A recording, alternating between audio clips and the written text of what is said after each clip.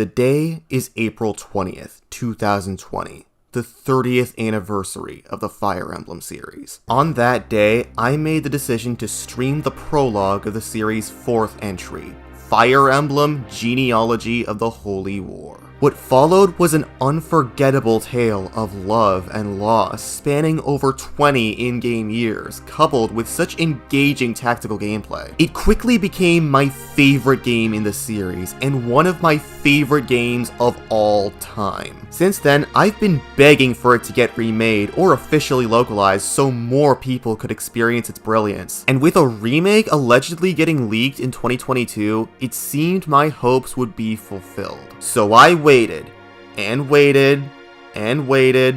Eventually, after the 3rd Fire Emblem Direct reveal in a row with no sign of the one I wanted, I had enough. I went back to the original one more time to dissect in detail and prove why it deserves its chance in the spotlight.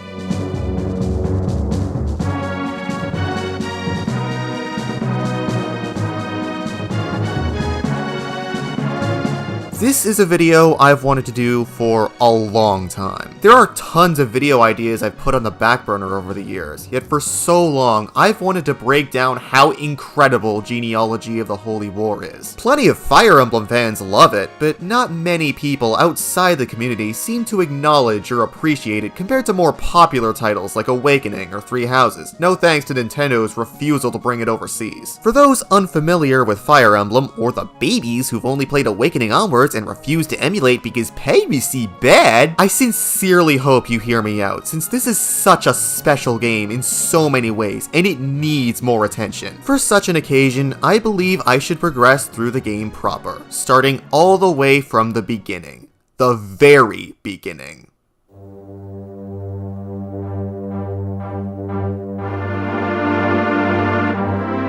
Our story begins long ago. A bishop named Geir traveled to the continent of Arcanea in search of power. He met and formed a blood pact with the dark dragon Loptis. Geir, now possessed by Loptis, traveled back to his home continent of Jugdral to found the Loptirian Order. Then, upon overthrowing the Republic of Gran, it became the Loptirian Empire, which went on to cause all kinds of misery for the people of Jugdral for the next 2 centuries. Eventually, the people tried to revolt against the Empire, but to no avail. When all hope was lost, the divine dragon Naga, along with 11 other gods, appeared in Dana and blessed 12 warriors with their blood and exalted holy weapons. These warriors came to be known as the 12 Crusaders, who spent the next 15 years driving back the Empire and liberating Jugdral in what would soon be known as the Holy War. With Loptis and his empire gone, in came a new age for Jugdral, with new kingdoms and duchies founded by the Crusaders. This brings us to the present day. At the heart of Jugdral lies Granvale, the mightiest of all the kingdoms. Each of its 7 houses descended from 7 of the Crusaders, with the ruling house, Belhalla, inheriting Naga's blood. The other 5 Crusaders' inheritance respectively went to Augustria, Silesia, Izak, and the Thracian Peninsula, which got split into 2 kingdoms sometime down the line. Miletos and Verdane don't have such holy lineage, with the former being more of a commercial state and the latter being a hellhole overrun with bandits. If you ignore that, and the fact that Dozel's Lord Lombard and Frisia's Duke Reptor are jealous of the monarchy in Belhalla, everything's good.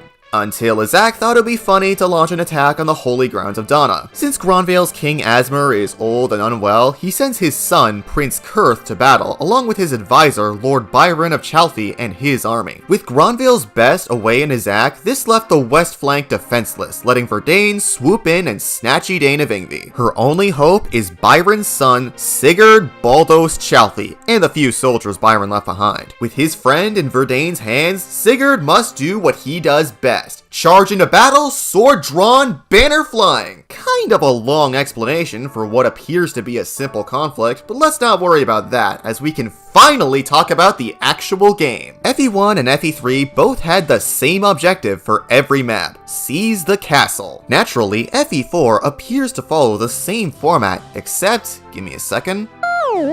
this time, the maps are big. You don't have to seize just one castle to win the chapter, you must seize several, all while keeping your own base safe from the enemy. Rather than restricting battles to closed off regions, you're now conducting a large-scale war spread out all over the country. Seriously, each map links up together to form a full map of Jugdral. Series creator Shozo Kaga intended for the maps to be large to capture the scale of the story he was trying to tell. Apparently this game was straight up gonna be more of a traditional open world RPG at one point, before everyone decided it would work better as a Fire Emblem game. And to think, this is just the prologue, which is half the size of all the game's other maps at 64 by 32 tiles. Every other map is 64 by 64 tiles, making the next 11 maps all tied for the biggest Fire Emblem maps of all time. To accommodate for the larger maps, many of your units are mounted. Not only do they have higher movement, but new to this game, they can also move again after taking an action based on how much move they have left. This is...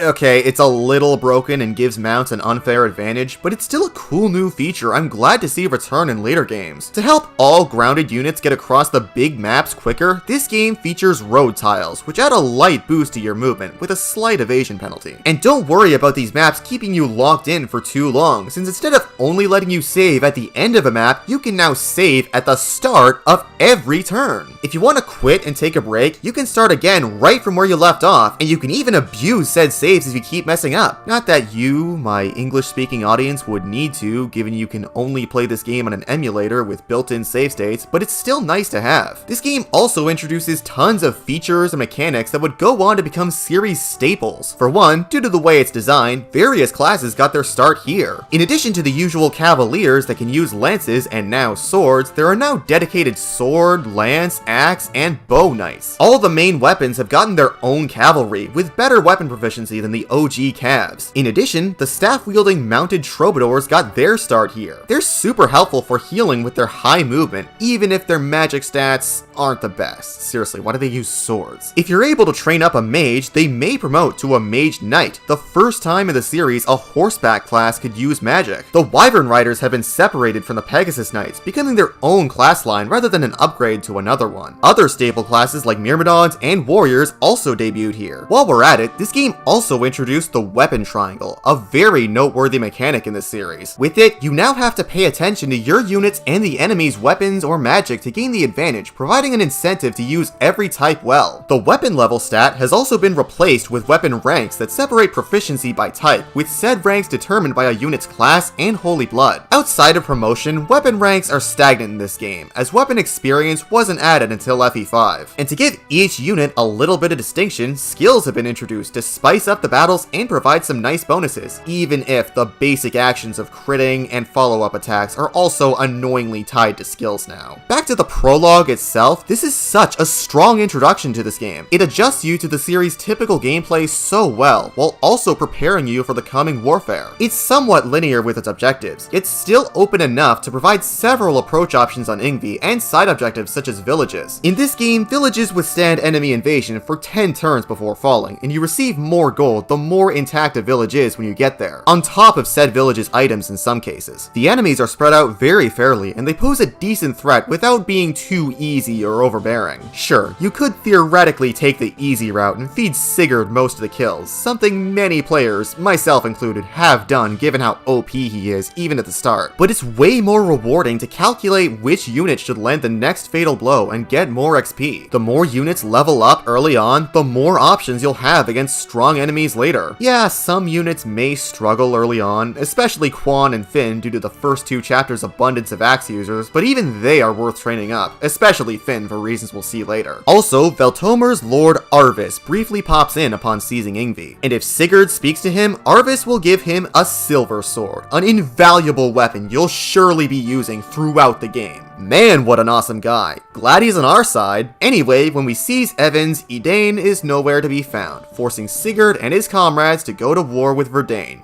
leading us to Chapter 1. This is where we're introduced to two important things. Eldigan, a longtime friend of Sigurd and Quan who studied with them in their academy days, and another one of this game's key new features, the base castle. The preparation screen itself may have been a part of FE since the start, but this is the first game to give your army some sort of home base they can gear up in before setting off to war. Get used to this place, because you'll be spending a lot of time here preparing your army for the coming battles. You can take your individual units to town, in which there are various vendors. Arguably the most important one is the arena, a great place to train up your units through combat. It's a bit luck-based sometimes, but it's well worth it for the experience and gold your units receive from it. If they lose a match, they don't die on the spot like in other games, instead surviving with 1 hit point remaining. Still punishing, but much more forgiving. The enemies you fight in the arena get progressively stronger, and once the champion is down, the selected unit will be barred from entering the arena until the next chapter to prevent your army from getting too strong. On the topic of gold, rather than a singular pool of funds like in most games, each unit has their own wallet that caps out at 50,000 gold. In addition, rather than freely trading items between units in the convoy, trading is now done by one unit selling items to the pawnbroker for another unit to buy them. This is a change I did not like initially, but over time, I've grown to not mind it. On top of it giving each unit more independence, it also makes you carefully think about which unit needs the gold and that specific weapon or ring. It adds an extra layer of strategy outside the battles, making you choose which unit should initially get the desired item from its village or enemy, and teaching you to be responsible with your spending. No wonder Nintendo doesn't want to acknowledge this game. The blacksmith is also a super nice spot, repairing your broken weapons so you won't have to hoard tons of steel swords throughout the game like I do whenever I play Shadow Dragon. There's also a fortune teller who reveals your unit's love lives, an armorer for extra weapons, and a personal storage to free up units' inventories. The base castle is such a genius new mechanic that adds extra layers of strategy and immersion into Jugdral. It's not perfect, the UI's a little clunky because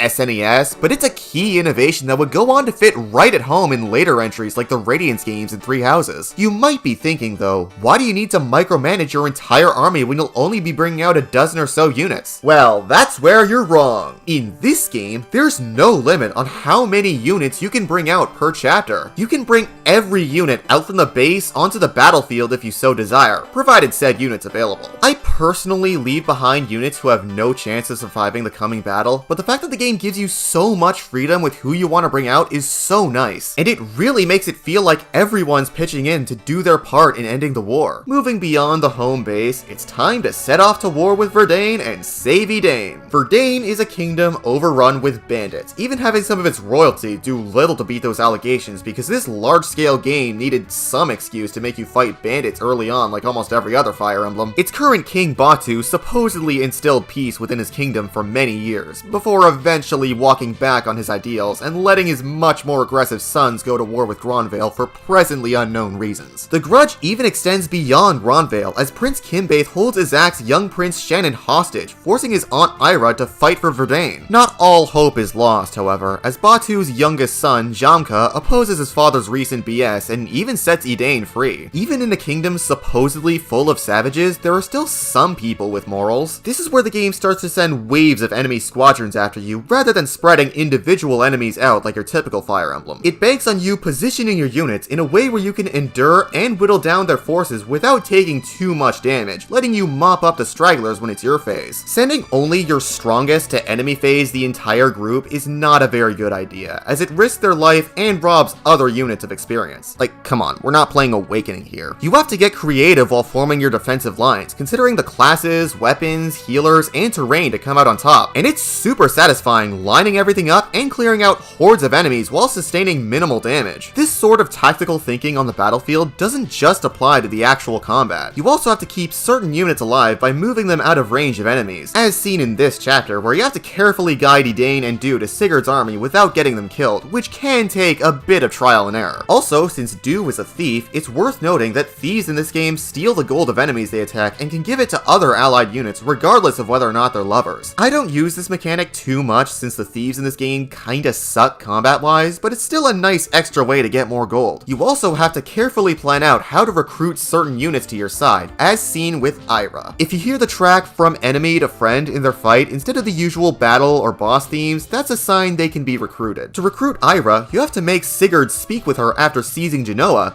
which she is guarding. How do you go about this? First, lure her off to the side with a weaker horse unit, preferably Alec, keeping him just out of her movement range. When she's far enough away from the castle, charge in with Sigurd, kill the boss, seize, and save Shannon. Last, speak to Ira with Sigurd and she'll put aside her hatred for Gronvale to fight for you for her nephew's sake. It's well worth going through the effort, since Ira herself can be a pretty potent sword fighter, especially if her Astra triggers reliably. I mean, you should recruit and keep everyone alive in this game, but we'll see why later. We proceed to Marfa, where upon its liberation, Sigurd comes face to face with a lovely lady named Deirdre. He is immediately smitten, not that I blame him as she is kind of a looker, only for her to promptly leave as it is forbidden for her people to fall in love. However, this does not stop Sigurd, or Deirdre for that matter. Who cares about some stupid religious barrier? Love is love. Deirdre returns to Sigurd to lend him her aid and her hand.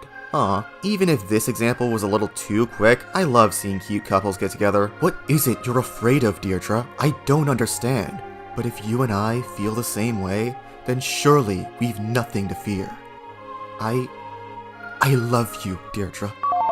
Not all is well and good, however, as the seizing of Marfa also introduces us to the main villains of this story, the Lopterian Order. Though the Empire may have been snuffed out long ago, the embers of its evil still endure. This cult has been manipulating the people of Jugdral from behind the scenes, tricking Batu into thinking that Gronvale had planned to attack Verdane from the start. A conversation between Quan and Ira also reveals that the war between Gronvale and Izak similarly resulted from lies and out-of-character actions from both sides. Ribot attacked Donna alone, and Izak's late king was mysteriously assassinated on his way to settle things down. Since neither nation knew the full story, they just played a blame game and went to war. On the topic of monarchy, they've also devised a plan to resurrect Loptus. The descendants of the 12 Crusaders, as well as Loptus, all bear some form of holy blood. Major holy blood is given to each generation's firstborn, blessing them with enhanced strength and the ability to wield their ancestors' weapons. Minor holy blood, despite providing some nice bonuses to weapon ranks and stats, isn't nearly as potent. However, if two people who bear the same minor holy blood were to procreate, their offspring would have the major equivalent of their parents' blood. And since there are two people in Jugdral who conveniently still bear minor Loptus blood, the Order has the perfect opportunity to bring back their dark god through the power of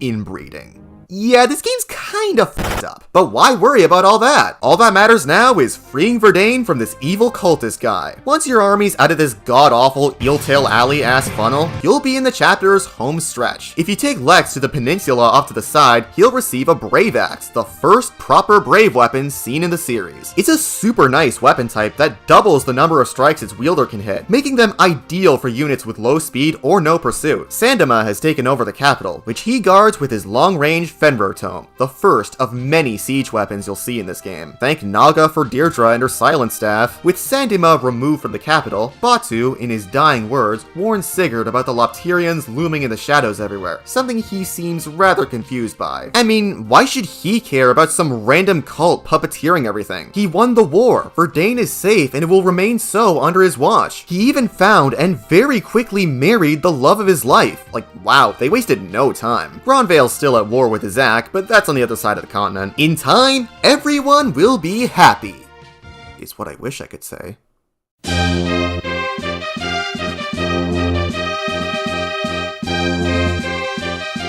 Sigurd has little time to settle down, as his recent actions of Verdane have made him and the rest of Gronvale face heavy scorn from the nobles of Augustria. The Dominion's king had also recently been assassinated by his own prick of a son, Chagall, who proceeds to set his sights on Verdane. I briefly touched upon Eldigan when talking about the last chapter, but I think I undersold how important he is to Sigurd and this story. I already brought up how he, Sigurd, and Quan were all study buddies, so there's already some established history between them. During chapter 1, upon seizing Marfa, Eldigan's rival Elliot attempted to attack Evans while we weren't looking, only for Eldigan to have our back, mopping up his troops and sending him packing. Eldigan had made plans to catch up with Sigurd, but Chagall's BS threw a wrench in those. Eldigan tries to negotiate with Chagall, only for him to throw a fit and throw him in his dungeon, giving Elliot's house, Erheim, the go-ahead to advance on Eldigan's house, Nordian. So how did the other nearby regimes respond? Sigurd, of course, springs into action to defend his friend's home and sister, aiming to eventually free him from captivity. Infamy, to the north, takes the opportunity to sick its troops onto the villages to tax the poor? What the f*** would they ever do to you? Hopefully the Baron of Mackley decides to get a grip,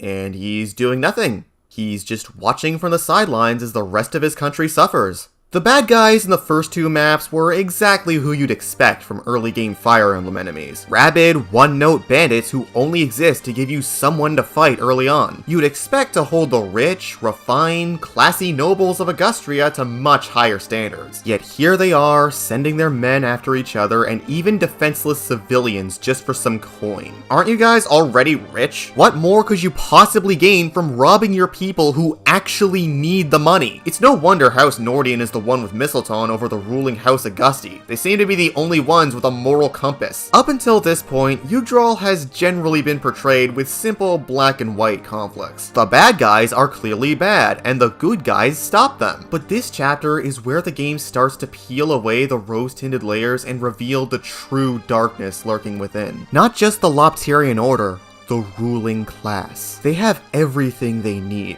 Money, people, influence, power, yet they still feel the need to fight each other for the pettiest of reasons, be it the simple need to gain more or to point fingers at someone they personally have beef with. Don't believe me? The Augustrian nobility believe that Sigurd sought to conquer the entire western edge of Jugdral, not helped by Gronvale's campaign against Izak. In reality, he just wanted to save his friend and defend his home, something that Augustria wouldn't know about since nobody there besides Eldigan and Lachesis knew the man personally. But why bother hearing him out when it's much easier to just choose a target and direct your soldiers onto it? Sure, they could sustain heavy losses from such bloodshed, but they're rich, they can always bounce back. The same cannot be said about their subjects. When discussing war, it's often forgotten that those who suffer the heaviest losses are the citizens. The defenseless everyday people who just want to live their lives without fear. Homes are destroyed. Families are ripped apart. Lives with so much to look forward to are cut short out of no fault of their own. The ruling class has every reason to send out some soldiers to defend these livelihoods, yet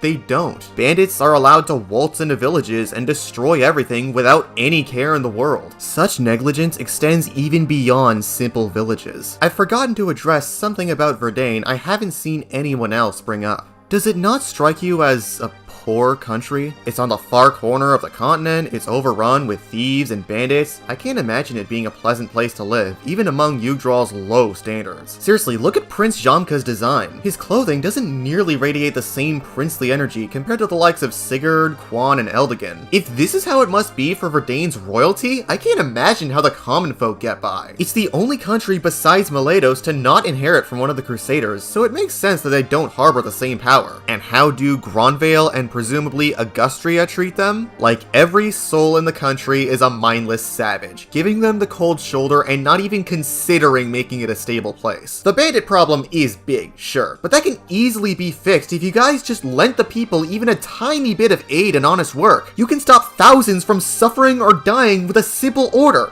Do it! I wish such oppression of the lower class stopped at neglect, but it gets even worse. According to this one villager, every year, Augustria conducts witch hunts in their cities, rounding up civilians they assume have connections to Loptis and burning them at the stake. Look, I get that the Empire was evil, that its teachings should remain lost to time, but shouldn't there be a better way to move on from it than mass murder? And considering there are only 2 known heirs of Loptis in all of Jugdral, they're just murdering innocent people and claiming it would fix things. Is extra violence the only thing these fuckers think stops violence? Back to the battle at hand, if you want to get everything in this chapter, you'll need to quickly break through Elliot McSexpeth and dispose of his father Bordeaux, who guard Erheim. You won't be able to defend the villages from Macbeth's men until you seize Erheim, after which Levin and Sylvia spawn. The northernmost village has a bargain ring that cuts all prices in half, so you'll need to move fast if you want that. Thankfully, you can still get one later in the game, unlike the Canto-granting Night Ring. You obtain that by keeping Lachesis' bodyguards alive throughout the chapter, and good luck, because these guys are some of the dumbest green units to ever green unit. Like, seriously, how did Eldigan let you guys be Cross Knights? Also, while we're at it, please drag Arden to this peninsula for the Pursuit Ring. It's a super nice item that lets units without the Pursuit skill attack twice if their speed allows it. About Levin and Sylvia, they are two of the most crucial units in the game. Levin is one of the most important characters to this story and its themes, and a super powerful wind mage who can trivialize various encounters. Sylvia is a dancer, the class that can let a unit move again that turn, but in FE4, dancers can refresh all 4 units surrounding them. Yeah, this makes the dancer much more crucial in this game, and you'll need to abuse the hell out of this mechanic to quickly wipe the floor with any enemy force. On the topic of importance, let's take a look to the north and see the Brigade of Sword Knights. One of them is Beowulf, a decent unit you can recruit to your cause with some cash, but their boss, however, drops one of the game's most crucial items: the Paragon Ring. This thing doubles the experience gain of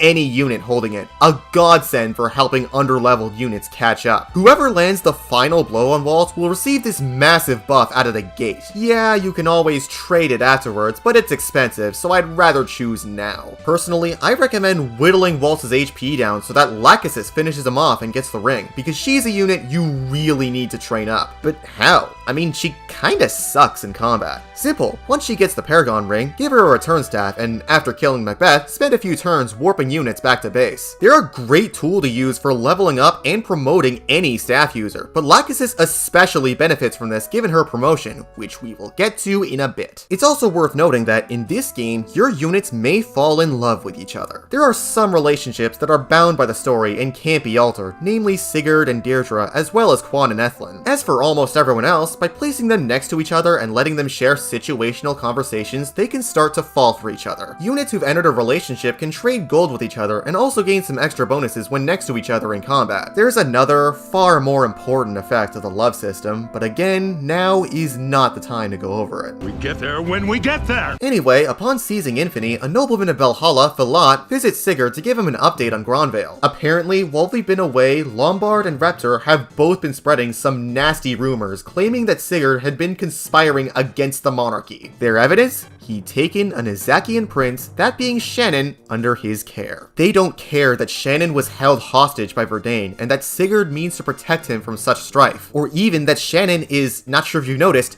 a child. There's a lot more context as to why Sigurd would harbor him in his ranks, and besides, any sane person would protect a little kid from scary bandits. But why would any of that matter? Shannon's a prince of Gronvale's enemy, so that's more than enough of a reason to paint Sigurd as an irredeemable traitor. The tale Lombard and Reptor tell is merely a fraction of the full picture. They don't care about the truth, only what puts their enemies down and gives them power. It doesn't matter how many lives are destroyed as long as they get what they want. It's also certainly a choice to spread these rumors when an end for the war on Izak appears to finally be in sight. Filat also shares some exposition about Arvis's mother, who had an affair with Prince Kurth, but it's probably not that important. It's at this point when Macaulay and Augusti begin to launch an all-out assault on Evans and Nordian. You'll have to spend a lot of time dragging your units back in time to defend your ground. This is where I must beg for those who wish to play this game, use an emulator. I mean, you kinda need to if you want to play this game in English unless you have a reproduction cartridge, but still, please use an emulator. Of course, it grants you quick and easy access to save states, letting you reload and retry if something doesn't go your way. Since one tiny mistake can cost you a unit or two, it's worth it for those who want a more forgiving experience. Beyond that, it also lets you speed up and skip past the slower parts of this game, such as the battle animations. This game is full of slow parts such as this, where you have to spend so long dragging your units across the map or watching them clash with big waves of enemies, so fast forwarding is invaluable here. You've been seeing sped up gameplay and emulator text in my footage for a reason. Moving on, make sure to send Levin back to base to recruit Aranis, who will be your only flyer for a while. Macaulay's Bishop Clement has a sleep staff and is guarded by the first of many ballistae you'll see in this game. You could slowly pick off the ballistae with Aranis, but they don't hit the ground units for too much, so you're better off tanking them. Instead, silence Clement with Deirdre and send Sigurd in to finish him off and seize Macaulay. It's worth noting that upon seizing a castle, any remaining enemies allied with that castle will vanish, so it can be smart to go straight there to save time. After enough trial and error on this mad dash to Augusti, you can finally kick Chagall's ass and save Eldigan. Sigurd expects a round of applause from Eldigan and everyone around him, but reality isn't so simple. After dragging his king to safety, Eldigan scolds Sigurd, horrified at the sight of Gronvale occupying his motherland. Sigurd was so caught up with the thought of saving his friend that he never stopped to think about the damage he'd been causing to the rest of Augustria. Sure, the other nobles may have provoked this, but still. Eldigan might be free, but at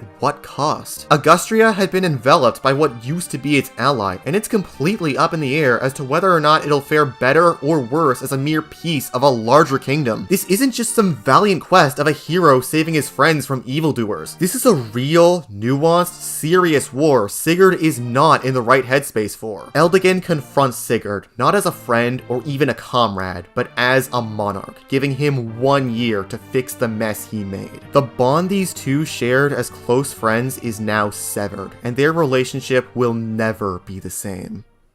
Before we proceed, I must make it clear that this is your last spoiler warning. If you wish to experience this game as blind as possible, click off now, because there will be some dramatic turns in the story from this point onward.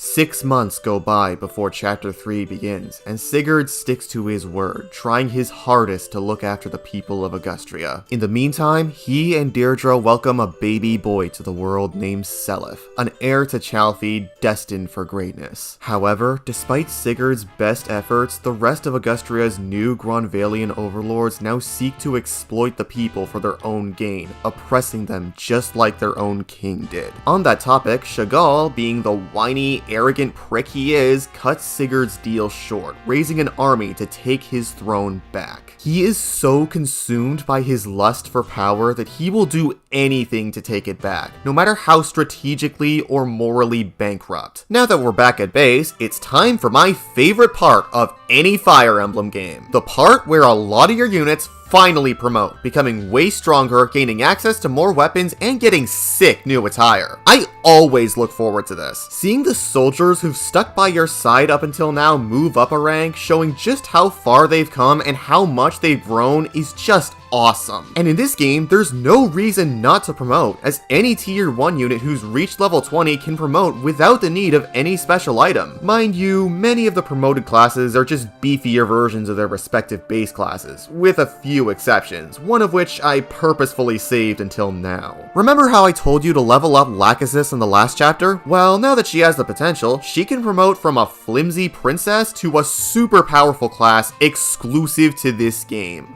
The Master Knight. A horse unit with high stats and A ranks in almost every weapon type. While the grind to achieve this class is challenging, it's absolutely one worth doing, as the Master Knight is invaluable to have, and it looks friggin' awesome too. Can we just take a moment to appreciate how appealing this game looks? It's a major step up from Mystery of the Emblem in terms of visuals. Everything looks so much more detailed, from the environments to the menus to the character sprites and battle animations. And while the character portraits look a little goofy, their orientation feels a lot more natural than the boxes they had before. It was a major leap forward for the series visually, and it never ceases to capture my eyes. The enemy approaches from several angles, so you have to split up your army to reliably take each incoming faction down. This is why leveling up as much of your army as possible is key, as you have to think about which unit is most effective against each battalion. On top of that, you also have to get to the villages before they're destroyed to get some very helpful items. This is just one of the many examples of this game's elegant strategy design. Think carefully and use all your units effectively, and you'll easily liberate Medino, where you'll be met with some dreadful news. Father Claude of Edda, no, not that Claude, arrives to inform us that on the trip home from Izak,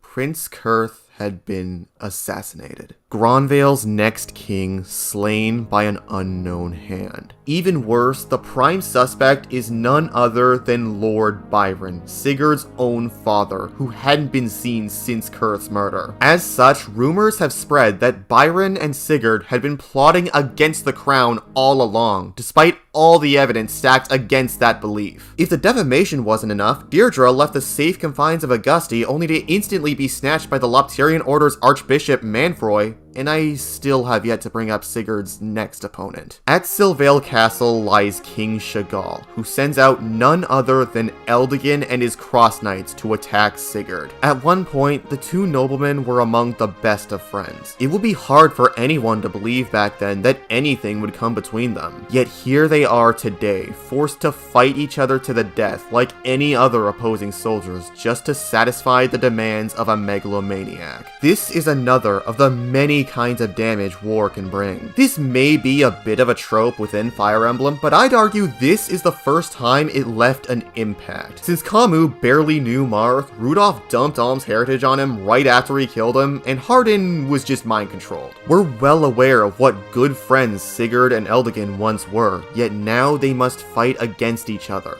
against their wishes. That would be, however, without intervention from family. If you have Lachesis speak to Eldigan, she'll successfully convince her brother to not fight his friend, making him lay down his arms and give his sister the life-stealing Earth Sword before rushing back to Sylvale to convince Chagall to lay down his arms and end this war. And how does Chagall respond?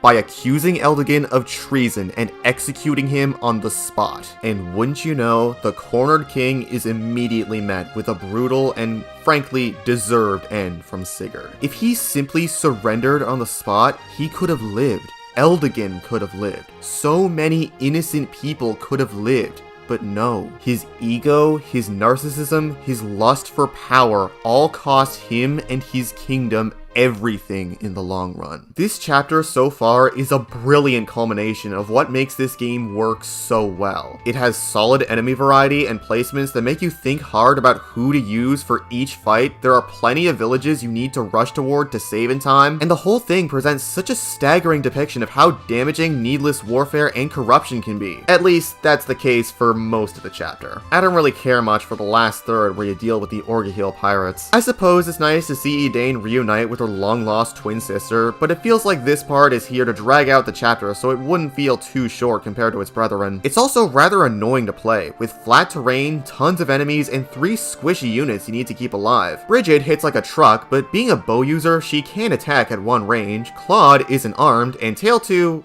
is Tail 2. Moving all your units into position for important weapons is also rather slow and tedious. But before we end the chapter, as much as I've tried to keep future events hidden as much as possible, this needs to be said. At the start of chapter 4, Quan, Finn, and Ethlin will leave the party, so be sure to manage their items accordingly. Give most of Quan's good lances to Finn and Erenice, and give Ethlin the pursuit ring. Trust me, with the pirates sent to the plank, we can finally head home. If we still had one. With Kurth dead and the blame pinned on House Chalfie, the Grandvalian army, led by Lombard, launches an assault on Sigurd, the very man who gave them Augustria. They don't seek his reasoning, only his head. Thankfully, Sileis catches wind of this and agrees to grant Sigurd and his army refuge, but what hope do they still have?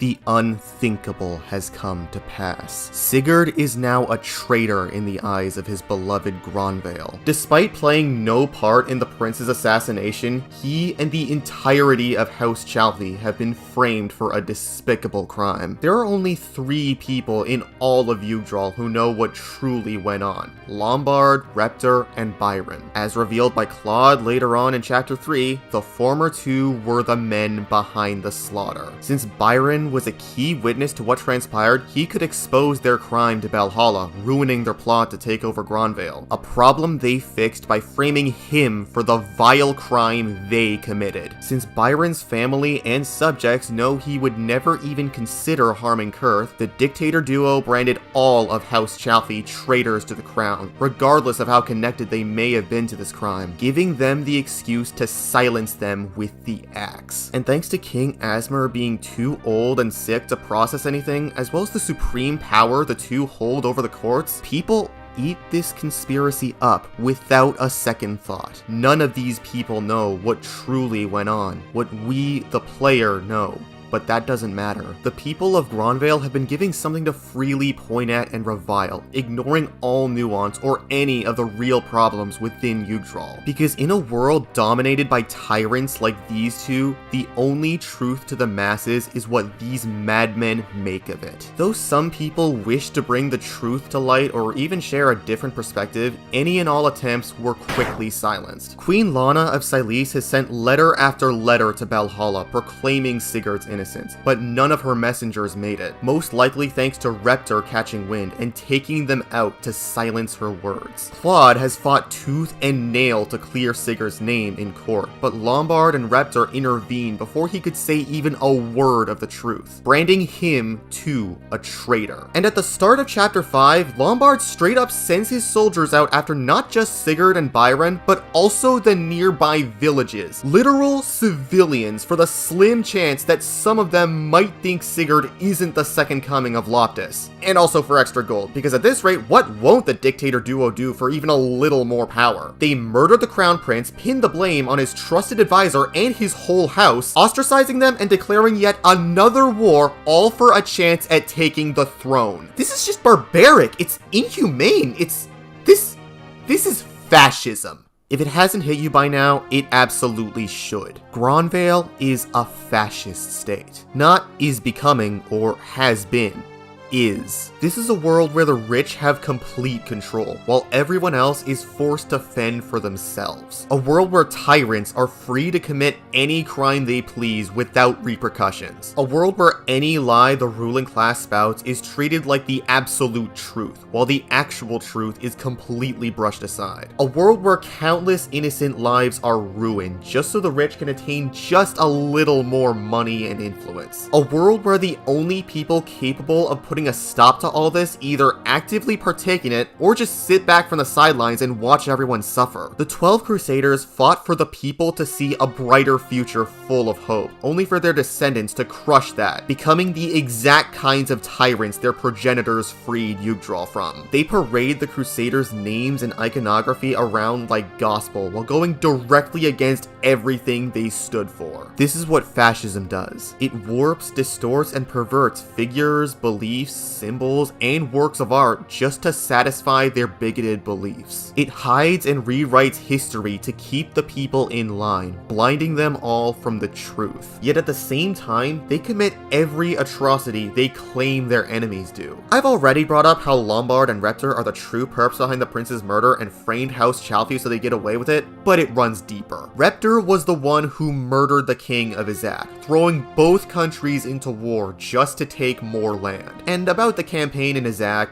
they didn't resolve it peacefully. Gronvale stole Izak's land for itself and began abusing its people behind the scenes just as they did with Augustria. They're also willing to draw their sword on anyone they view as lesser or an obstacle, even their own family. For instance, Andre, the youngest son of House Ingvi, murdered his own father just to seize control of the house, dehumanizing his sisters while refusing to take accountability for his own actions. That's another key trait: accountability. Sigurd has been more than a little reckless in his conquest, but he at least showed remorse and wanted to do the right thing. The other nobles, though, this is just a game to them, one that they will stop at nothing to win. After fighting for Gronvale for so long, it never becomes clear just how corrupt it really is until you are the one on the receiving end of its tyranny. And by the time you find out, it's too late.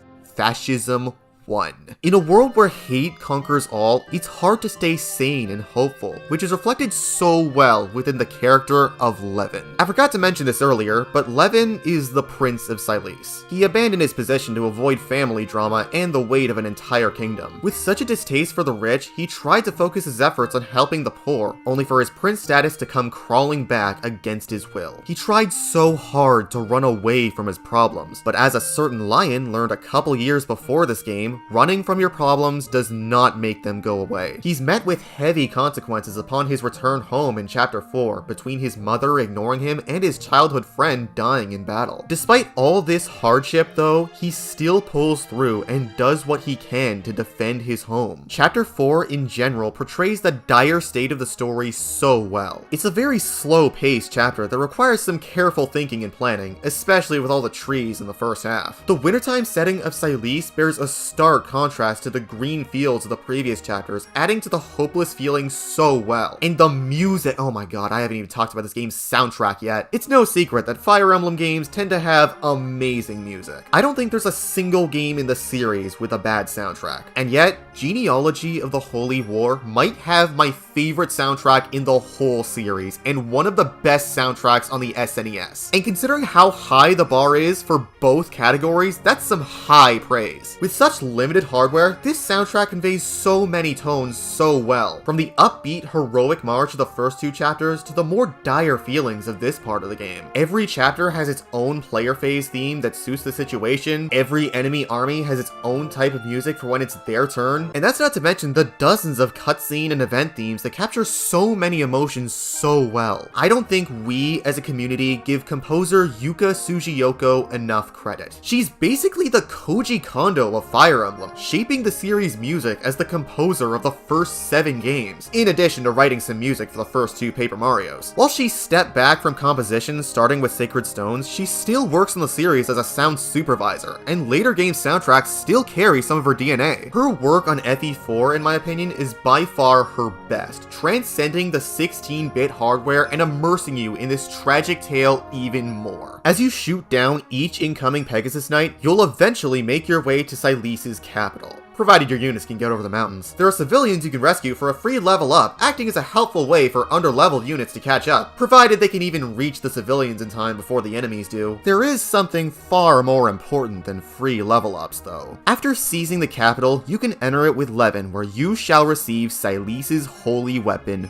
Forseti. We've gotten to use some of the holy weapon's might ourselves with Yufel and briefly Gaebolg, but we've never seen the full extent of their divine power until now. Forseti honestly might just be one of the most broken weapons in all of Fire Emblem. It has 30 might and grants the user 10 skill and 20 speed, on top of the high speed and magic a mage with major Forseti blood would have. It can one-round almost any enemy its wielder faces, and the insane speed makes them next to impossible to hit, more than making up for magic users' poor defense. Most of my battles throughout my first playthrough and several in later playthroughs were cheesed with Forseti. It's that good. This is the kind of power the Crusaders had. The kind of power half of the ruling class is now abusing. With Silese mostly liberated, so begins the long and arduous journey to Valhalla, with the armies of Gronvale in our way. Byron, on his last legs, is being chased down by Dozel with the broken Tearfing in hand. It's already too late for him, however, as upon seeing his son one last time, he succumbs to his pain. It doesn't get any easier for Sigurd, as upon defeating Lombard, he is forced to send Oife, Shannon, and Seliph away to Izak, as if he was aware that his fate may be sealed. If things couldn't get any worse, Quan and Ethlin are slaughtered by Thracia's King Travant in the middle of the desert on their way back to Sigurd. You might think you could have saved them,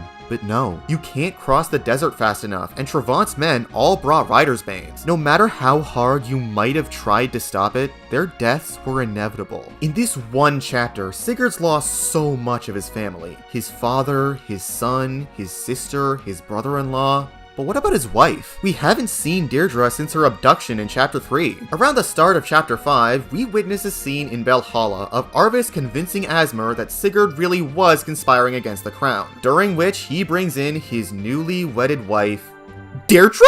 And on top of suddenly being revealed to be Gronvale's crown princess, she appears to have been completely wiped of her memories, forgetting everything about Sigurd and cementing her love for Arvis. And Sigurd is completely unaware of this. Why? How did this happen? Well, do you recall how two beings with the same minor holy blood can produce offspring with major holy blood? There's also an extra page in the stat menu that shows the holy blood the selected unit has. What do we see on Deirdre's page? It appears she has major Naga blood, the holy blood of House Valhalla. However, she also has something almost no other unit has. In the center of her chart lies a purple dot, representing Loptis. Do you want to know the only other character up until now who's had that same dot? Arvis. Deirdre and Arvis are Loftus's two living descendants, forced together by Manfroy to resurrect the Dark God. And they hid this twist in plain sight through in-game menus. That is the power of storytelling through gameplay. As we near Gronvale, the only foe remaining in our way is Duke Reptor, the mastermind behind the war on Izak and Kurth's assassination. Our most formidable adversary yet, bringing the full might of Mjolnir with him. Thankfully, we're not alone, as Arvis and the rest of Veltomer suddenly backstab Reptor, letting us easily finish him off with a quick blast of Forsetti. No idea why Arvis decided to suddenly fight for us after buying into the conspiracy, but thanks! With that, the end to all this pain and suffering is finally in sight. Veltomer welcomes us all back home with open arms, letting Sigurd finally prove his innocence and clear his name. Did you honestly think it would be that easy?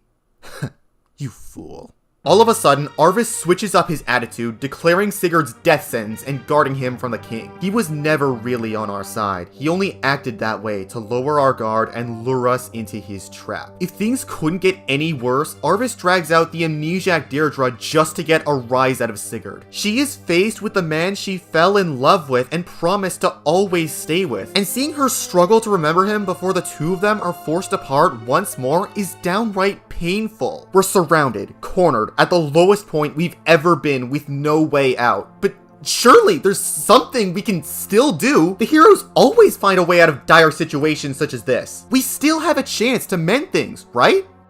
No. With the order given, meteors rain down upon your army, effortlessly wiping them all out, while Sigurd proceeds to face a fiery end at the hands of Arvis. Your eyes do not deceive you. You lost. The army you've grown attached to for the past 6 chapters has been completely destroyed. Everyone is either MIA or dead. And the worst part? There was nothing you could have done. Losing a unit during battle is never easy, but there's always the prospect of what you could have done differently, and the ability to reload a save. This, however, was inevitable. Sigurd and his army were fated to fail their mission and meet a grisly end from a man they thought they could trust. No revivals, no resets, no other bullshit could reverse this. Final Fantasy VI is another SNES RPG where the heroes famously lose to the bad guy, but despite the dire situation, they're still able to persevere and right their wrongs, making the most of the second chance they've been given. There are no second chances for Sigurd and his army. This is how their story ends, with all of their reputations permanently tarnished for crimes they had nothing to do with, while their murderer takes their leader's wife and ascends the throne of Valhalla. This is the game's most notorious moment for good reason. I'd argue it is to Fire Emblem what Aerith's death is to Final Fantasy, only instead of one party member paying the ultimate price, it's all of them. Not only a devastating blow to the player, but also a cruel reminder that sometimes the heroes don't succeed. Sometimes there is no happily ever after. Sometimes we must face the reality that our story heads towards a bleak ending. But when one story ends, another begins.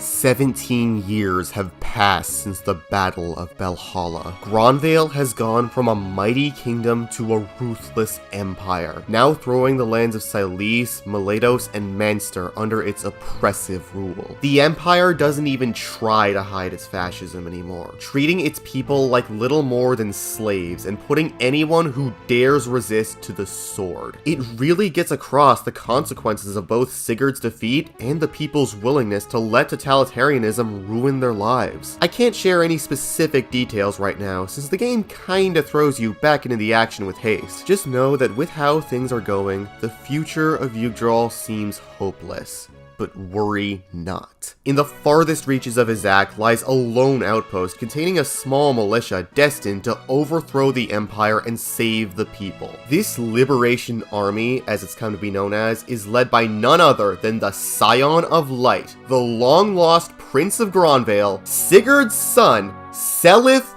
Baldos Chalfie. After years of growing up in a world dominated by cruelty, he and his friends are finally ready to take back the lands they called home. With Dozel's army in his sights, he steps out onto the battlefield with Edain's daughter Lana, as well as Ira's kids Larce and Skahawk. Yes, Skahawk, not Ulster. Thank you, Awakening, for butchering his name. Anyway, here we are, starting again. After the devastating defeat we just witnessed mere minutes ago in our time, we're treated with such a hopeful, uplifting new beginning. Most of the units we started Gen 1 with were mounted knights in shining armor who were usually a little leveled up already. Here though, the 4 units we start with are all level 1 foot soldiers. While Sigurd himself started out pre-promoted with high stats, Seliph begins footlocked and is noticeably more fragile. Your Gen 1 units had seen battle before, with some of them being trained in Valhalla, while these guys are heading into battle for the first time in their lives. It's a true fresh start. On the topic of children, do you remember when I first brought up the love system and mentioned a more important effect we'd get to later? Well, later is now. Most of the units you'll have access to for the rest of the game are the children of units from the first generation. Yeah, that's right. The child units you saw in Awakening and Fates got their start in this game. It's not called Genealogy of the Holy War for nothing. Except there's a stark contrast between how it's handled here and how the 3DS games implemented it. In those games, the child units were more so just bonus units you could recruit and deploy alongside their parents, which was also reflected in how they interacted with the world and story. In Awakening, they went back in time to the first chapter to get Grima off the menu. And in Fates, they got shoved into these random ass pocket dimensions, which conveniently aged them up fast enough to fight alongside their parents because... seriously, what the f was I smoking with Fates? Here, however, the child units are the main force you'll be fighting with. Their folks are either MIA, retired, or dead, and no time travel or dimension hopping BS can help them. With only a few exceptions, the kids are on their own, and the fate of Jugdral rests with them. So how does this system work? The child units are all tied to the female units in Gen 1. Each of the women have 2 kids, 1 son and 1 daughter. Aside from Deirdre and Ethlyn, whose respective husbands and kids are set in stone, the women can each be paired up with any of the single men. Since the husband they choose will greatly impact their kids' stats, skills, and items, you'll need to carefully select which Gen 1 units to breed. This is one of the many parts of the game where outside knowledge is highly recommended, as if you don't prioritize romance in Gen 1, the child units will either be born with garbage stats, or if their parent died during battle or never married, not be born at all and have their slot filled in by a significantly shittier substitute unit. Items from Gen 1 can also be passed down to Gen 2, but only if the child inheriting said items can use them. For example, if you pair Jamka up with Brigid, Patty will not inherit any bows because she is a thief. And if you pair Levin up with anyone besides Aranis or Tail2, way to go, you just locked yourself out of the best weapon in the game. On the topic of item inheritance, boys will take the inventories of the father, while the girls tend to take from the mother, with a few exceptions in which the roles are reversed. Because of that, I personally pair up Gen 1 units based on the classes of the parents and children, with the parents' stats and items matching up the best with what their children need. The only exception is me always marrying Ira off to Lex instead of, say, Kool-Aid, because the experience doubling Paragon skill Lex gives their kids is ideal for getting them off to a strong start. As for Seliph and Lana, just give Sigurd the Paragon ring and Edain a warp staff before the barbecue.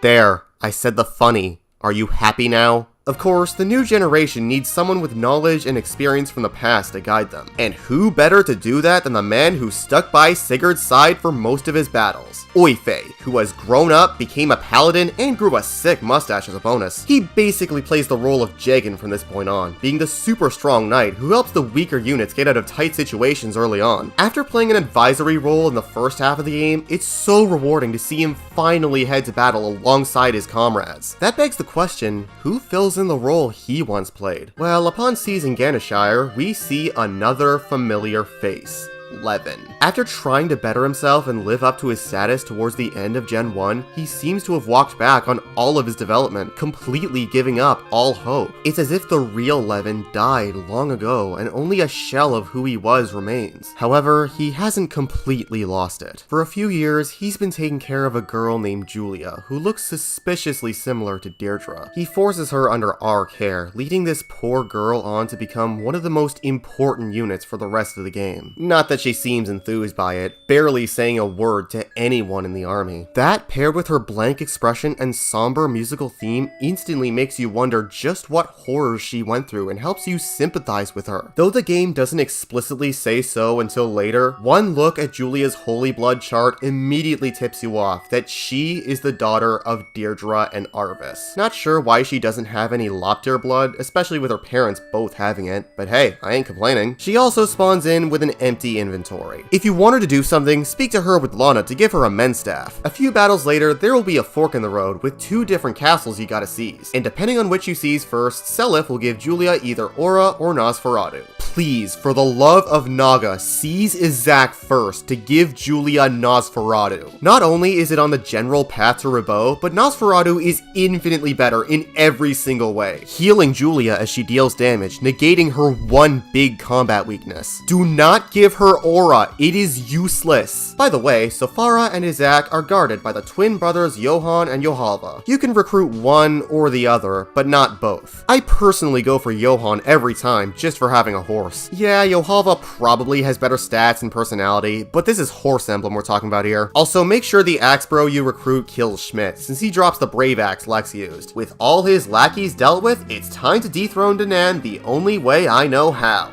Bully him with your ranged attackers for 100 turns or so before finishing him off and ending the chapter. Look, I know this will likely cost a strategy rank, but it's a great way to train Julia, who you will need later on top of getting weaker units like Arthur and Lester up to speed. Once Danan is put out of his misery, congratulations! Izak is free from the Empire, and Seliph is a hero. However, his fight is only just beginning. There still remains an entire continent plagued by tyranny only he and his ragtag group can liberate. You know, I feel kinda bad for Seliph. The poor guy grew up without his parents in a world ruled by fear and despair, with his only path forward being a fight against this hegemony. It's kind of a miracle he remains so calm and optimistic given what he's faced with. I suppose it's a byproduct of him growing up in a safe haven away from most of the conflict, which cannot be said for those we are soon to meet. At the start of Chapter 7, we are introduced to Seliph's cousin, Leif. Leif did not grow up in solace like Seliph did, living his full life on the run from the Empire, reflected in him showing far more anger and bitterness in his response to King Bloom's gambit compared to how Seliph or even Sigurd would. We even eventually get to experience what he went through ourselves in this game's successor, Fire Emblem Thracia 776. I'll spare the details a little this time since that's a separate game and this video's already gone on long enough, so let me just say, given how cruel and punishing of an experience FE5 is, it's a miracle he hasn't completely snapped. Like, give this kid a break, good lord! Leif isn't the only son of a Gen 1 noble who's had it rough, as over in the holy city of Dana lies Ares, the son of Eldigan. He was raised with the belief that Sigurd and his father were sworn enemies and vowed to defeat Sigurd's son as an act of revenge, despite the reality being that Sigurd and Eldigan were friends who were forced to fight, and that Seliph doesn't seek a fight with him. Leif and Ares act as great foils to Seliph, having much crueler childhoods than the humble beginnings our Scion of Light had. It just goes to show how much a different upbringing can shape one's attitude and beliefs. On the topic of alternate perspectives, upon seizing the Ede Shrine, we're met with a major revelation. This was the place where the remaining Loptirians were exiled to, since the rest of the world wouldn't even give them the chance to redeem themselves for the actions of their leaders. Due to the inhospitable state of their only haven, they went insane and became the monsters society painted them as. This is kind of a contentious story beat, since the Loptirian Order have been shown to be pure evil, and the suffering they endured obviously doesn't justify the atrocities they committed, but this still shows that every story has two sides, and that every villain has their own origin. Many Loptirians of old could have been reformed instead of all of them being branded subhuman. Hell, some of them did change and fight for the side of good, as seen in this game with Arvis's ancestor Myra, and in FE5 with the likes of Salem and Sarah. Had the people of Jugdral not been blinded by hatred and sought a better way to prosecute the Loptirians, all the turmoil of the past couple centuries could have been avoided. History wouldn't be repeating itself right now. With all that said, you may have noticed that I have yet to talk about any bits of Chapter 7's gameplay. Well, I think it's clear that this game, as much as I love it, still has tons of old JRPG jank. I can get behind and tolerate most of the jank and slowness in this game, as it is part of the game's vision and unique identity, but even I, FE4's strongest soldier, must draw the line somewhere.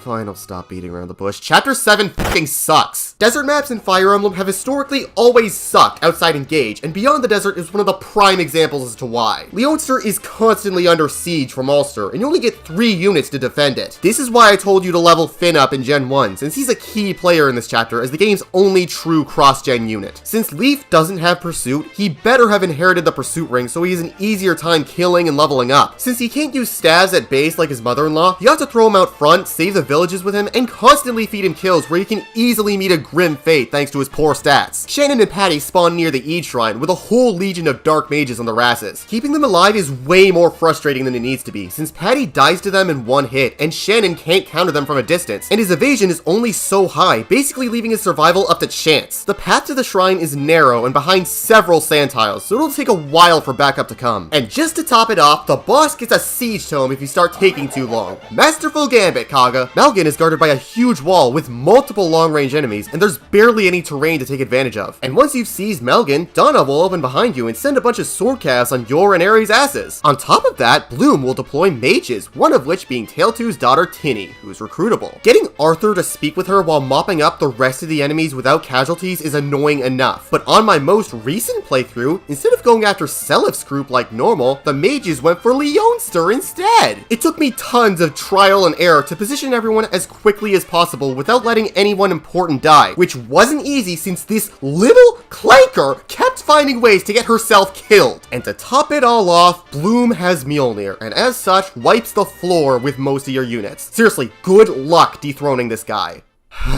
There, the low point is finally over with. Look, I swear, this game is still a masterpiece even with this god-awful chapter. Let's carry on.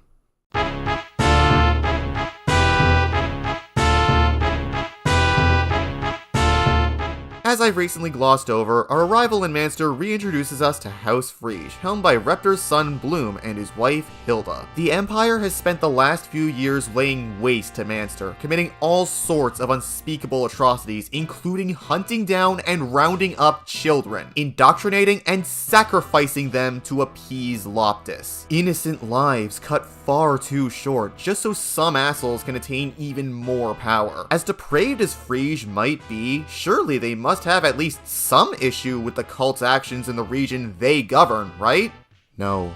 They're in on this. They've fallen so far into corruption that they're willing to betray their ancestors, siding with the very force their bloodline once defended the world from just for a little more power. They may be committing the worst crimes known to man, but it's okay, they're invincible. Who's gonna stop them? The pain Frege has inflicted isn't just limited to beyond their walls, as it's also impacted the family itself. Remember Tailtoo, the peppy thunder mage from Gen 1? After the Battle of Valhalla, she was whisked away from Azel, or whoever else she might have married, and subjected to obscene levels of abuse from her brother and sister-in-law. It got to the point where she couldn't take it anymore and just died, leaving behind her daughter Tinny, who wasn't spared from the abuse either. Bloom's and Hilda's kids, Ishtor and Ishtar, are also forced to act upon their parents' demands despite them being openly against this nonsense. We already fought and killed Ishtor with his sister soon to follow. These two had so much potential and so much to live for, but they happen to be placed on the wrong side of history and have no hope of reasoning with Seliph despite his desire for peace. These are mere glimpses of how far fascists are willing to go for total control, throwing countless lives into despair, including those of children, even their own children. As the divide between the rich and civilian classes grew, so has the arrogance of the nobles, going from not really caring about the people to actively enslaving and oppressing them to stroke their egos. It's solid proof of how even a little bit of unaddressed selfishness can eventually blossom into mindless hate. It's like how corporations constantly look for new, even more unhinged ways to screw everyone over for more money, or how certain people who aim to piss off certain groups just turn out to be bigots. This dark spiral shows just how important it is to keep even a little kindness in your heart, which is why Seliph works so well as the main character of this game's second half. I've seen some people write Seliph off as another generic goody two-shoes lord, and yeah, he is pretty basic and not as deep or complex as Sigurd or Leaf, but I don't think he needs to be. He's a ray of hope in a sea of despair, willing to see the good in everyone and always keeping his head high, no matter how much hardship he's faced with. His kindness and empathy empower so many of his comrades, helping those with even the darkest beginnings see the light. He's a lot like Rex from Xenoblade 2, to be honest. They're both optimists who hope to save their dying world, they see the good in things and help various people through their struggles, and act as strong centerpieces for their game's themes despite being rather simple main heroes. It makes sense that Seliph would have a lot more empathy for the common man, as he did grow up with them instead of above them. But that begs the question, if there's a Scion of Light, shouldn't there be a Scion of Darkness who runs counter to everything Seliph stands for? There is.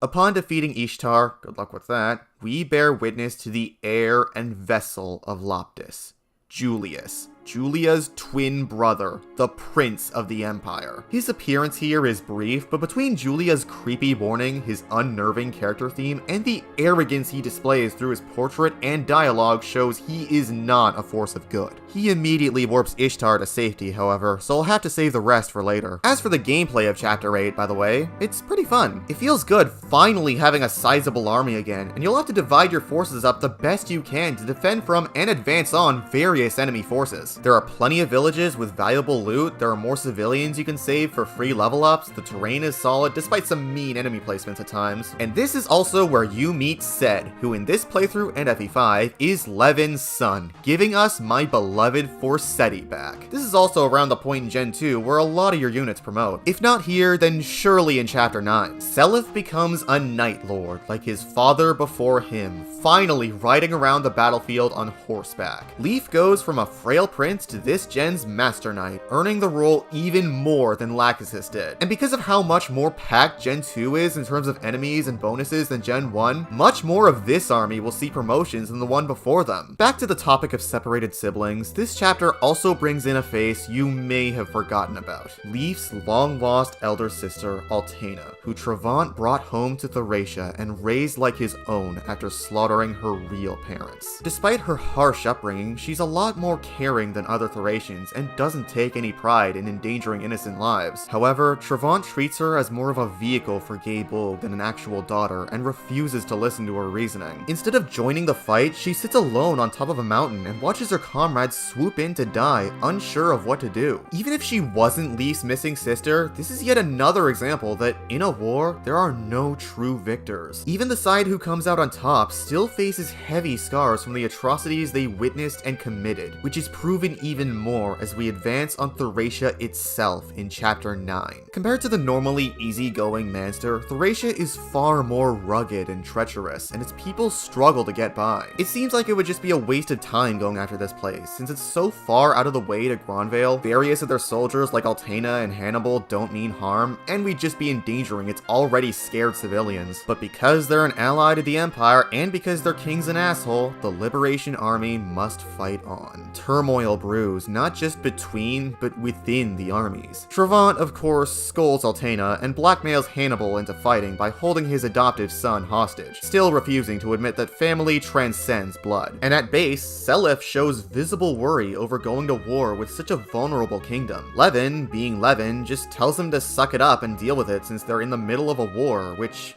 yeah, we're far too deep into this war to back out, and yet there's still the feeling that it didn't have to be this way. Manster and Thracia could have helped each other survive instead of fighting over land. The governments could have engaged with their people instead of just casting them off to the side. Countless lives wouldn't be cut short just to fuel the second coming of the Antichrist. Sigurd and Deirdre could have raised Seliph in peace, and he could be leading a carefree life instead of being forced to end a war that's gone on since before he was even born. Had people been a bit more aware, had the worst people not constantly been given all the power, all this needless bloodshed could have been avoided. And yet, it's still not too late. By sneaking around Hannibal's armored unit, you can make a mad dash for Lutetia, save Corpora, and convince Hannibal to defect and join your cause. There's not much of a gameplay reason for this, since both of them suck stat-wise, but the fact that you can recruit them at all and free them from a doomed narrative is so nice. Of course, you can also have Leaf relay to Altena the truth about her family, causing her to retreat home until Trevant falls. Despite now knowing who her true family is, she's still confused whether to return to her birthright or stay with Thracia. Arione, her adopted brother, brother and Trevant's biological son, convinces her to join her real brother, knowing what's best for her and the world. She doesn't want to fight him, yet that's just the course fate has chosen for the two of them. In only a single chapter, this game portrayed such a well-written struggle of choosing a family to fight for, and it hits so much harder than the time this series tried to make it the main crux of the story. Also, if you kill Trevant with anyone besides Leaf,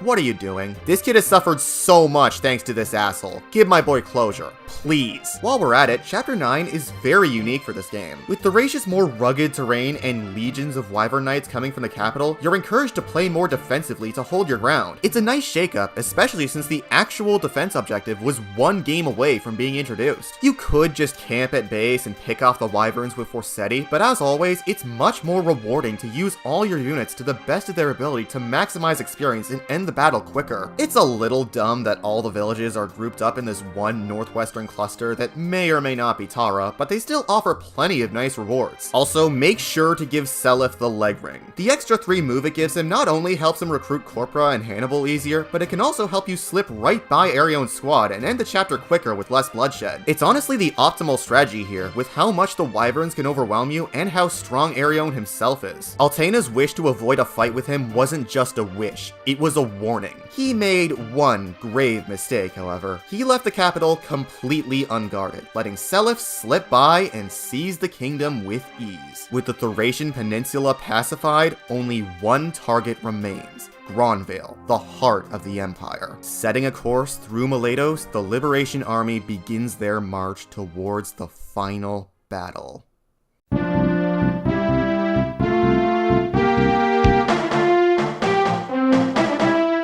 Miletos, once a dazzling district full of commerce, has become a black market for child hunts, and the one place standing between Seliph and his father's homeland. We're deep into the Empire's territory now, with the Lopterians bringing the deadliest of their spells to stop us dead in our tracks. Manfroy shows up at our base to snatch Julia, the only reliable counter to Loptis's darkness. Hilda's preparing to launch an assault on us and a bunch of innocent children, and a long-awaited clash between Seliph and his father's killer looms on the horizon. Despite everything stacked against them, the Liberation Army presses on. By now, most of your army should be promoted, and you'll need to put all that strength they've gained over this long ordeal to good use. You must carefully strategize how to wipe out the Dark Mages before they retaliate with their deadliest magic. You have to intercept Riddell's group and all the pirates before the children are slaughtered and the villages are destroyed, robbing you of last-minute level ups, gold, and items. And you must face off with some of your strongest adversaries yet, starting with Hilda, the heartless bitch queen of Frege. I took care of her with Arthur in this playthrough, just to give him 2 things: the satisfaction of beating his sister's abuser to a pulp, and the Boganon tome she drops to let him fight like a true heir to Veltomer. She is just the first major roadblock on our march to Valhalla, as this chapter also dedicates a lot of screen time to Julius. After catching mere glimpses of him in the last 2 chapters, we finally get to witness just how depraved and power-hungry he is. He's a spoiled prick who acts like he's invincible and treats everyone around him as a lesser being, even viewing human lives as little more than playthings to him. He's the one who murdered Deirdre, his own mother, and attempted to do the same to Julia just for containing Naga's blood. On that topic, if we go over to Julius's Holy Blood chart, we are greeted with this.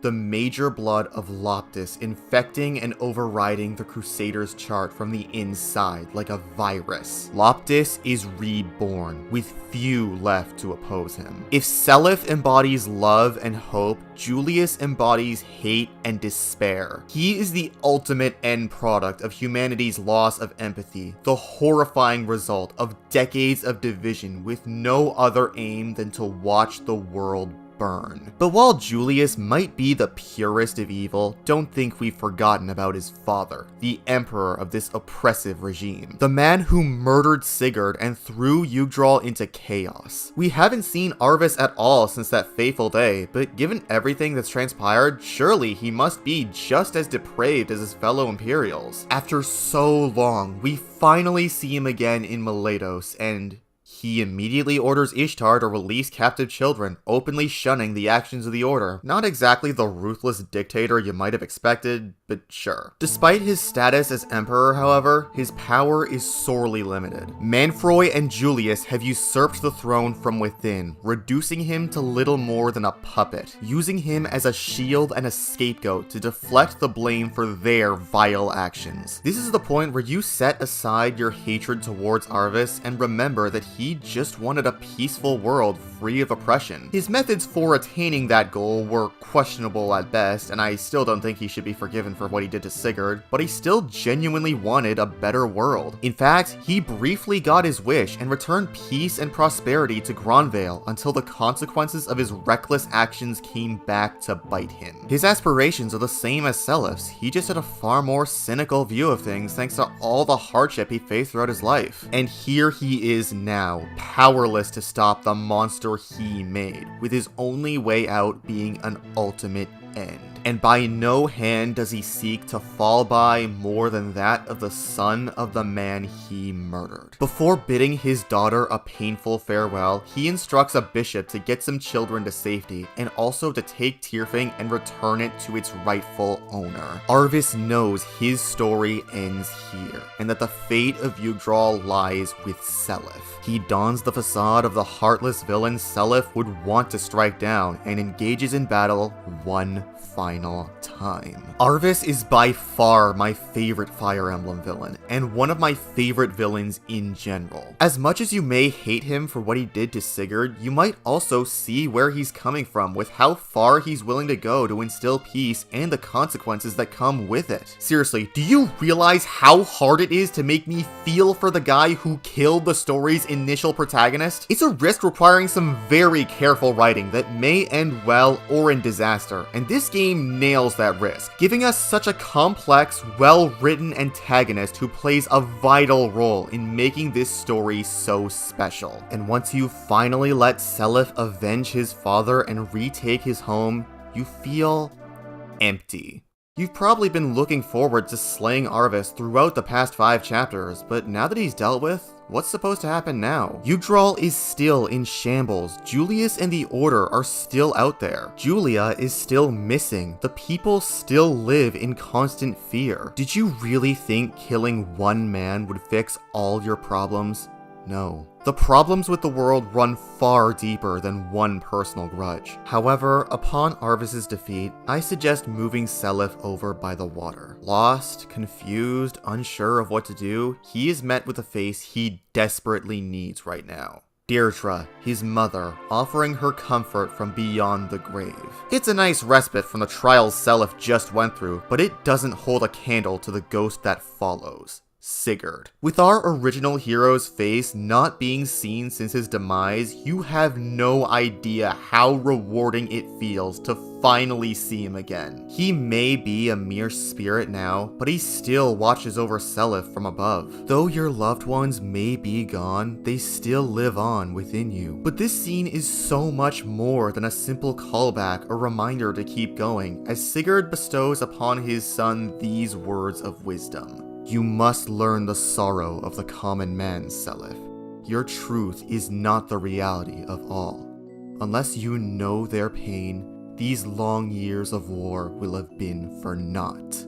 2 lines. 2 lines is all it took for this lost soul to summarize everything this long game represents. All across Jugdral, the monarchy had neglected and outright oppressed the people they're meant to serve. They couldn't spare them a single thought, conducting wars, committing crimes, and spreading lies just to fuel their own pride and arrogance. Throughout all this needless bloodshed between the monarchs, you must remember that it is always the commoners who suffer the most. The people who make these nations what they are get hit the hardest. Without the right leaders in charge, the people fall apart, and so does the country. If a tyrant took office after a war, the nation will be back at square one, which is why Seliph is the hero Jugdral needs. Unlike everyone else with a chance at taking the throne, Seliph was raised alongside the common folk and understands their pain. He knows full well what this world needs and is willing to do whatever it takes to restore peace. because that is what a king must do. Bidding one final farewell to their son, Sigurd and Deirdre depart with the knowledge that Jugdral will be safe under Seliph. Because it isn't the blood or the sheer strength that makes a good leader, it's the heart, the kindness, the open mind, the helping hands you lend, the trust and connections you form with your people. With such a ruler, even a nation as far gone as Gronvale can see another day of peace. With that, we have finally set foot on the site of the final holy war, Gronvale itself. After so long, we will finally go up against its leading houses who caused so much misery for everyone in Jugdral for so many years, and they won't back down without a fight. Luckily, Seliph is not alone. In addition to his fellow soldiers, the people of Silesia and Augustria have taken things into their own hands, with Seliph's victories being the spark they needed to finally take back their land themselves. At long last, after all these years, the end is finally in sight. So begins the final holy war.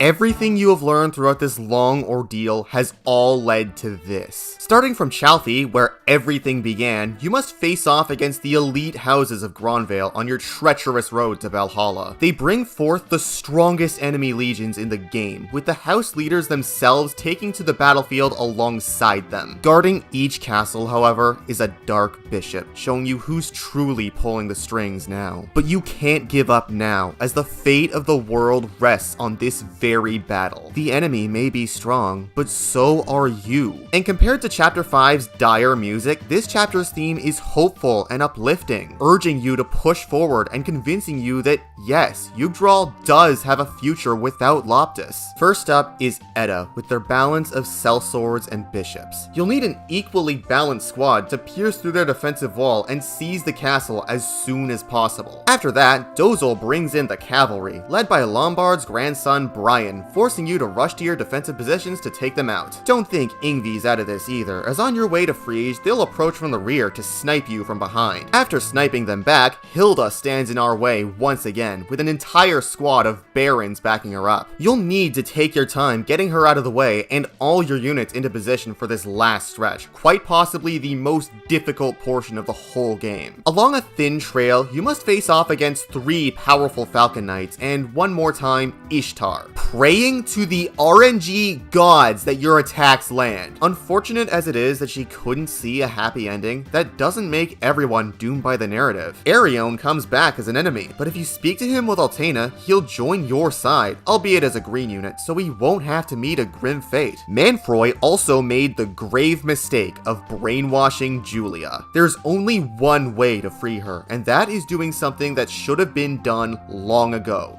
charging to Veltomer and striking Manfroy down. The true mastermind behind all this turmoil, who not even a man as empathetic as Seliph could even consider forgiving, finally falls after so long. Free from the curse, Julia rejoins Seliph, not as the shy, broken doll we met in Izak, but as the brave princess of Gronvale, determined to fight for the greater good. With the legendary Book of Naga in hand, she and Seliph charge to their one final destination, Valhalla. Clearing out the Deadlords one by one, we finally face off against Loptis, in the ultimate battle between light and dark, in which, as always, light triumphs, finally vanquishing the dark god for good. This is easily my favorite final map in all of Fire Emblem, culminating everything you have learned throughout your long ordeal in a massive showdown against everyone who's wronged you throughout the game. And it is so satisfying and earned. With the war over, the rebuilding of each kingdom and duchy must begin. With the old rule out of the way, everything falls on the new generation to right the wrongs of their predecessors. One by one, each of Seliph's allies show up to bid their thanks and farewells before heading off to rebuild their designated nations, full of confidence that the future will be a bright one. And between Levin giving his son the throne of Silesia and Oife departing to rule Chalfie in Selip's stead, knowing full well his liege doesn't need him anymore, it's clear that these are the rulers this world needs. Our story ends with one last overview of the continent, seeing all the positive changes that have come to the land with its new leaders. But did those changes last? Well, if you're able to attain an A rank in your playthrough, which in that case, good luck, you are rewarded with an extra scene.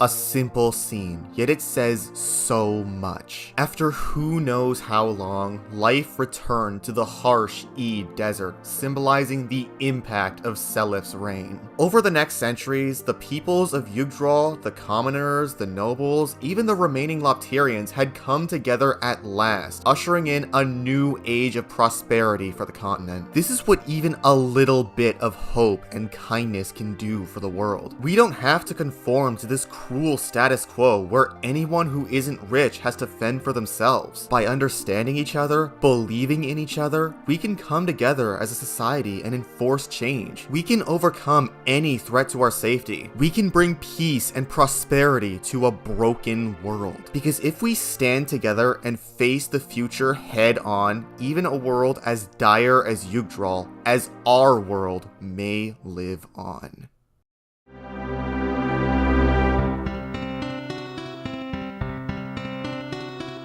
Since the moment I first finished it, I knew there was something special about Genealogy of the Holy War. I couldn't quite put my finger on it at the time, but as the years went by, as I thought more about it, and as our world grew progressively shittier, I gained even greater appreciation for what I already considered my favorite Fire Emblem. It pulls no punches, showcasing the damage war can bring, and exposing how far people are willing to go for power, which is especially reflective of how the world is today. I've gotten so invested in the world, the themes, the characters, everything. And since I'm already a fan of Fire Emblem's core mechanics, it's a game that's easily pulled me in for hours at a time, and I grow to love it even more with each subsequent playthrough, no matter how tedious it may get at times. That's the thing though. Being 30 years old, FE4 has aged in a number of ways, and as much as I love it, I've thought long and hard about the changes and new features I'd like to see when it gets remade.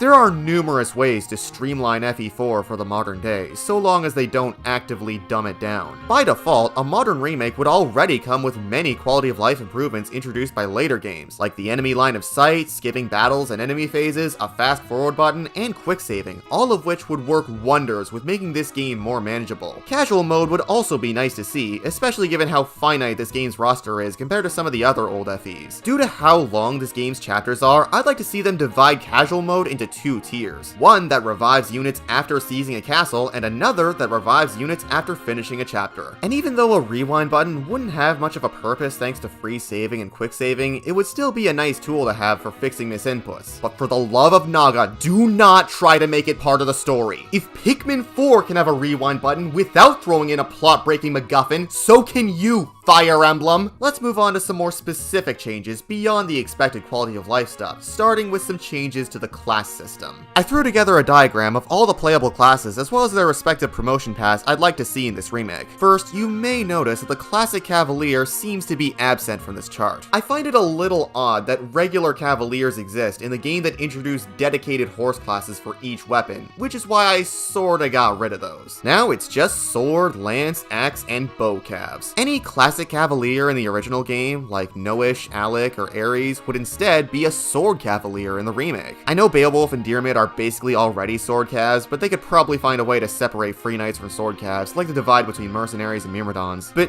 how will this affect promotions? I mean, we still need to have Paladins. Well, another staple of modern Fire Emblem I'd like to see come to Jugdral is branching promotions, where a unit gets multiple choices on which tier 2 class to promote to. For each of the Cavs, I'd have their promotion choices be the Paladin and that weapon type's dedicated tier 2 horse class, like a Duke Knight or a Great Knight. The Paladin line would give them access to another weapon type of the player's choice, similar to Path of Radiance, while the other choice would grant them better weapon proficiency through a higher rank or a skill. This could also be used for the hero class, giving him more options similar to what Engage did, and I think this could also work with the Mage Fighter to make that class feel less like a footlocked Mage Knight. As for Troubadours, I don't know, maybe bringing the Valkyrie as their second promotion option. Letting an Archer become a Bow Knight would also help them a lot with mobility, provided there's some trade-off, like with the Sniper getting a little more range. Footlock units in general could use a bit of extra mobility. It would be nice to give them an extra couple points of movement to make them a bit closer to mounted units, as well as the ability to take another action after combat. You don't even have to make them move again, letting them swap around their inventory is a good enough buff. Reclassing has also been a major part of Fire Emblem since its introduction in Shadow Dragon. As someone who rarely uses it, I think this could benefit FE4 a ton, particularly Gen 2. Certain pairings in Gen 1 can completely screw over their kids' stats if their class or playstyle doesn't line up, so being able to switch classes to those one of their parents had a la Awakening would be a genius move. It would add so much more freedom and customization, which recent entries have been pushing a ton, and it would also make it so none of the holy weapons would be locked out of use. On the topic of child units, I think it would be a nice visual change to have some of them, mainly the boys, have different hair colors depending on their father, like what Awakening and Fates did. Let's use Lester as an example. By default, he looks strikingly similar to Lex, who is far from the best husband for Edain, complete with his blue hair. If Edain married Midir, his hair would be green. If Edain married Jamka, his hair would be brown, and so on and so forth. And one more note about classes, for the love of Naga, give us more axe users. One dedicated axe user per generation is far too little. The base castle is another staple feature of this game, but its implementation is rather of its time and could be modernized. It could simply be a menu rework similar to the base from the Radiance games, though I feel the more likely path IS will take is a hub area between chapters where you run around with Sigurd or Seliph and talk to people, kinda like Garrigmach Monastery. This could help each base castle and town feel more alive, with different atmospheres, situations, and even layouts, though I'd still like to be able to bring up a quick menu to do everything without having to run everywhere. This downtime between chapters would also be a great opportunity to flesh out the characters further, which is why I'd like to implement another feature from the Tellius games: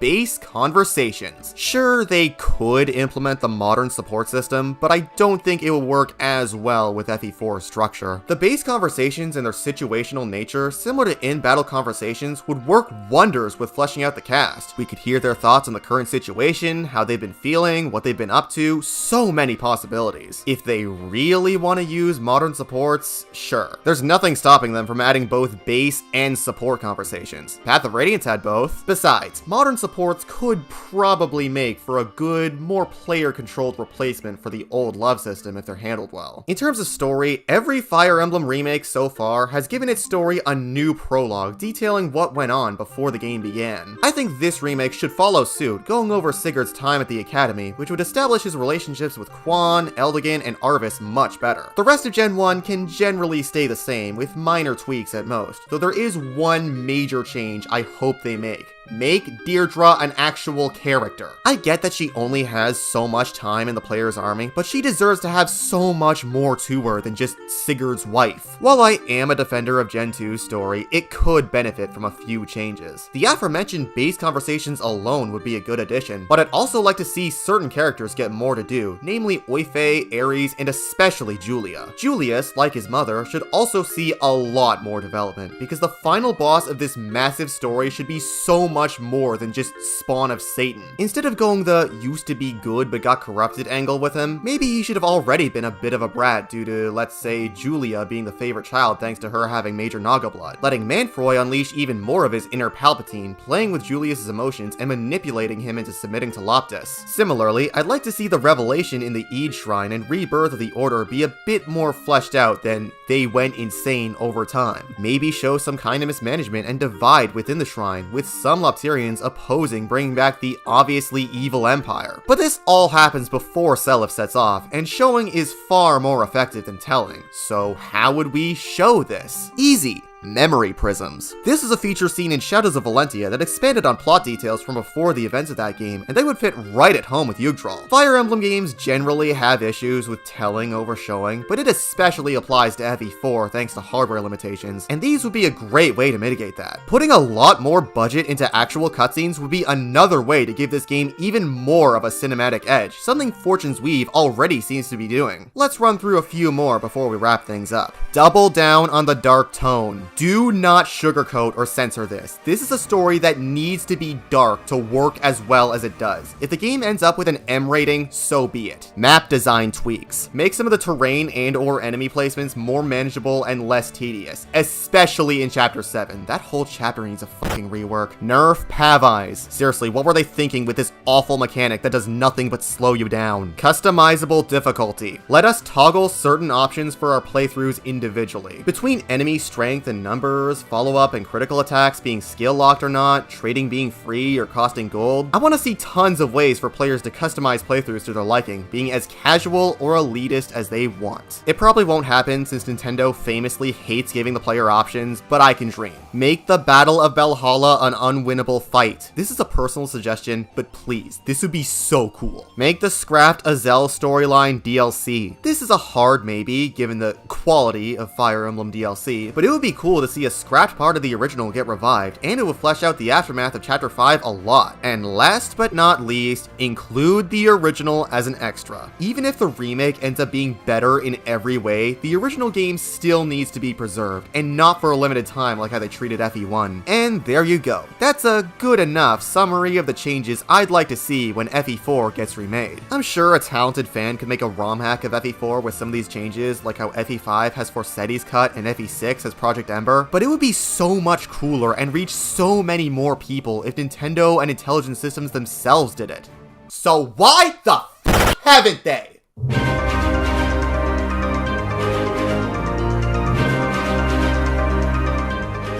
Despite how beloved FE4 is, it's still sorely overlooked beyond the more dedicated Fire Emblem community for one simple reason. It only ever officially released in Japan. I can see why it wasn't localized at the time of its release. None of the first 3 games had been localized, it came out super close to the N64, and it would have taken a ton of work to translate and localize all the dialogue. Not to mention, given how strict Nintendo of America was with their family-friendly image back then, it would have absolutely been censored to hell and back. But we're well out of the 90s by now. Simultaneous worldwide releases are the norm. Nintendo has been more than willing to put out games for older audiences for a long time now, even landing the publishing rights to the next Souls game. And Fire Emblem itself is no longer a niche, struggling name on a chart with very little momentum. It's gotten so much bigger and reached more people than ever before, and while it hasn't seen Mario or Zelda levels of success, it's still more than popular enough to be considered a keystone Nintendo franchise, essentially becoming the company's staple RPG series. Well, staple good RPG series. As such, it is so infuriating that after multiple decades, there are still several entries that have only ever officially been released in Japanese, let alone one of said entries being one of the most beloved by longtime fans. Of course, there are plenty of other non-Fire Emblem games that Nintendo should localize, like Frog for Whom the Bell Tolls, Tomato Adventure, Chibi Robo Clean Sweep, and need I mention Mother 3?